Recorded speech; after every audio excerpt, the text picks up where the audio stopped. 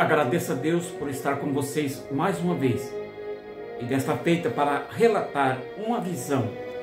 Na verdade, eu nem queria falar disso agora, mas hoje pela manhã eu fui despertado para relatar esta visão. O mundo está em ebulição e nós precisamos atentar para a vinda do Senhor Jesus. E isso que eu vou falar aqui hoje está relacionado com o arrebatamento da igreja e os que aqui irão ficar por não se encontrarem preparados para o dia do arrebatamento. E esta visão, ela é um despertamento para nós acordarmos e sabermos que a salvação já foi oferecida por Cristo Jesus na cruz do Calvário. E agora é conosco, é nós que temos que batalhar pela salvação e procurar andar no caminho reto, no caminho direito, no caminho que é Jesus. Nós estamos vivendo um momento que o que vem acalentar o coração da maioria dos evangélicos é que eles querem ouvir mensagens egocêntricas, mensagem como essa: Deus vai te abençoar, Deus vai te curar, vai abrir as portas, eis aqui a chave da tua casa, eis aqui a chave do teu novo carro, Deus vai fazer algo tremendo, você não vai ser o mesmo quando você entrou aqui, amanhã o seu dia será melhor, Deus vai preparar uma mesa na presença dos seus inimigos, e tudo isso leva a pessoa a esquecer de que o principal não é isto. Não foi isto que o Senhor Jesus falou em Mateus capítulo 6, versículo 33, que diz assim: buscai primeiramente o reino de Deus e a sua justiça, e todas essas coisas vos serão acrescentadas. Vou relatar para vocês a visão. Ela é assustadora e não deixa de também nos trazer uma preocupação enorme com a nossa salvação. Como que nós vamos estar naquele dia que a voz do Senhor Jesus ecoar como uma trombeta nos ares, nos chamando para o encontro com Ele. E não basta apenas eu ser um religioso, não basta eu dizer: eu fui batizado, eu frequento uma igreja, eu sou dizimista, eu sou ofertante, eu tenho esse ou aquele cargo na igreja onde eu congrego. Isso não é suficiente. Mas sim, o que é suficiente é ser um cristão autêntico, observador do Evangelho de Jesus, observador da sua vida, colocando-a em pauta com o Evangelho, e praticar a santidade, que é a separação do mundo. A visão, ela é assustadora. E você deixa o seu like, inscreva-se nesse canal, acione também o sininho das notificações. O YouTube vai entender que este vídeo é relevante e vai repassar para mais pessoas. E com isso, mais pessoas serão despertadas. A visão trata-se do arrebatamento da igreja que tinha acontecido. O Senhor me mostrava o que vai acontecer depois do arrebatamento com aqueles que quiserem professar a sua fé em Cristo Jesus. Eu me achava em uma cidade, porém eu estava em um lugar seguro. E eu sabia que tinha acontecido o arrebatamento. Então eu comecei a ver a situação das pessoas que se diziam crentes, seguidores de Jesus, que ficaram, que não subiram no arrebatamento. Então, de onde eu estava, eu comecei a ver viaturas, caminhões, gaiolas, e agentes da autoridade que estava em busca daqueles que estavam professando a fé em Cristo Jesus. Então esses agentes saíam na captura dessas pessoas, prendendo-as, amarrando-as e tratando-as com muita brutalidade, tortura e violência. E amarrados faziam com que eles entrassem nesses caminhões gaiola. E não tinha quem os socorresse. Não havia livramento para eles. Eu via anciões, anciãs, eu via homens e mulheres, moços e moças, e eram tratados com muita brutalidade. E os conduziam para local ignorado. Mas na visão, na minha mente, vinha isto: eles estão sendo levados para campos de concentrações e ficarão expostos ao sol, à noite, ao frio, para sofrerem, passarem fome, sede, para fazer com que eles negassem o nome de Jesus. E depois disto, começou a ventar bastante, ventar forte. E junto com esse vento vinha calor também. É como se fosse um vento quente. E esse vento batia nas árvores e as suas folhas iam secando imediatamente, a ponto que as árvores ficou como que árvores secas. Tudo ali parecia que estava morto, não tinha árvores verdes, todas estavam secas, as suas folhas caíram, secaram pela força desse vento quente. Então alguém me levou a uma praça de uma cidade, e no meio dessa praça havia ali um memorial com nomes escritos. E esse memorial tinha um formato de coluna. E eu via muitos nomes escritos ali, naquele memorial. Só que os nomes estavam escritos em outro idioma. E eu não entendia e não sabia quais eram o nome. Mas chegou num determinado nome, eu entendi, eu compreendi o idioma, e era o meu nome que estava escrito naquele memorial. Louvado seja o nome do Senhor Jesus. E a palavra de Deus fala disso. E nós vamos meditar no texto das Sagradas Escrituras que faz menção a isto. Vamos ver.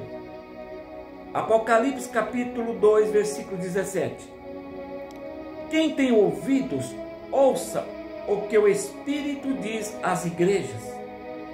Ao que vencer, darei eu a comer do maná escondido, e dar-lhe-ei uma pedra branca, e na pedra um novo nome escrito, o qual ninguém conhece, senão aquele que o recebe. Foi mais ou menos isso que eu vi. Eu não entendi os outros nomes, mas quando chegou o meu nome, eu entendia. Eu sabia que era o meu nome, que estava ali naquele memorial. Não é só aqui, nesse texto, que menciona isso. No capítulo 3, o versículo 12 de Apocalipse, está escrito: a quem vencer, eu o farei coluna no templo do meu Deus, e dele nunca sairá. Escreverei sobre ele o nome do meu Deus, e o nome da cidade do meu Deus, a nova Jerusalém, que desce do céu, do meu Deus, e também o meu novo nome. Louvado seja o nome do nosso Senhor Jesus Cristo. Uma certa feita, o Senhor Jesus, ele enviou seus discípulos de 2 em 2 para um trabalho, para uma missão evangelística, e deu a eles autoridade para curar os enfermos e expulsar os demônios. No que eles fizeram, e voltaram felizes, contentes, e passaram para o Senhor Jesus o relatório e dizia: no teu nome, Senhor, até os demônios nos submetem. E Jesus disse assim: não alegrai-vos por isso, mas alegrai-vos antes, pelo vosso nome está escrito no livro da vida. E algumas passagens bíblicas no Novo Testamento, o Senhor disse assim: apartai-vos de mim, porque eu não vos conheço. Então, o importante não é receber bênçãos aqui. O importante não é ser abençoado aqui. Isso fica em segundo plano. Mas o importante é ter certeza da salvação. Ter certeza que o nosso nome está escrito lá. Ter certeza de estar preparado para o dia da vinda do Senhor. Nós sabemos que não vai ser nada fácil para os que aqui ficarem,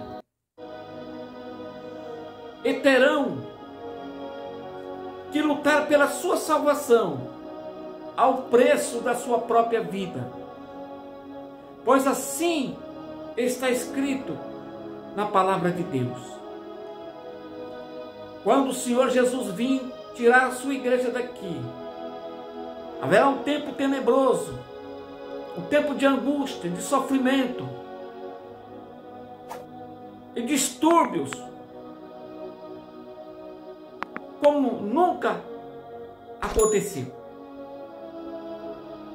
Surgirá então o anticristo, que terá domínio sobre todas as pessoas e não aceitará que se invoque o nome de Jesus. Então essas pessoas que quiserem invocar o nome do Senhor Jesus serão subjugadas, maltratadas, torturadas e serão martirizadas. Pois assim a palavra de Deus diz. E nós vamos meditar no texto que se refere a isso que eu estou falando. Apocalipse capítulo 13, verso 1 até o 8. Eu pus-me sobre a areia do mar, e vi subir do mar uma besta, que tinha 7 cabeças e 10 chifres, e sobre os chifres 10 diademas, e sobre as cabeças um nome de blasfêmia. Verso 2. E a besta que vi era semelhante ao leopardo, e os seus pés como de urso, e a sua boca como de leão. E o dragão deu-lhe o seu poder, e o seu trono, e grande poderio. E vi uma de suas cabeças como ferida de morte, e a sua chaga mortal fora curada. E toda a terra se maravilhou após a besta. E adoraram o dragão, que deu à besta o seu poder, e adoraram a besta, dizendo: quem é semelhante à besta? Quem poderá batalhar contra ela? E foi-lhe dado uma boca para proferir grandes coisas e blasfêmias, e deu-se-lhe o poder para continuar por 42 meses. E abriu a boca em blasfêmias contra Deus, para blasfemar do seu nome, e do seu tabernáculo, e dos que habitam no céu. E foi-lhe permitido fazer guerra aos santos e vencê-los. E deu-se-lhe poder sobre toda a tribo, língua e nação. E adoraram-na todos os que habitam sobre a terra, esses cujos nomes não estão escritos no livro da vida do Cordeiro, que foi morto desde a fundação do mundo. É justamente isso que eu vi na visão, que o Senhor, por sua misericórdia, mostrou para mim. E eu estou aqui, devido à urgência, relatando para vocês que assim acontecerá depois do arrebatamento da igreja. Aos que aqui ficarem, sofrerão, e aqueles que não renunciarem o nome de Jesus serão martirizados. Mas não é necessário passar por isso. Convenhamos, pois, que nós estamos no tempo da graça. A porta da salvação ainda está aberta, para mim e para você. Deixo aqui um conselho. Você que está parado, volte para Jesus. Você que está escandalizado, caso disso ou daquilo, não olha para isso. Jesus diz que é necessário vir o escândalo. É necessário que venha a apostasia. Mas ser fiel. Levanta a tua cabeça. Segue o seu caminho, compromissado com Deus. E se você ainda não aceitou Jesus como teu único e suficiente Salvador, faça isso agora.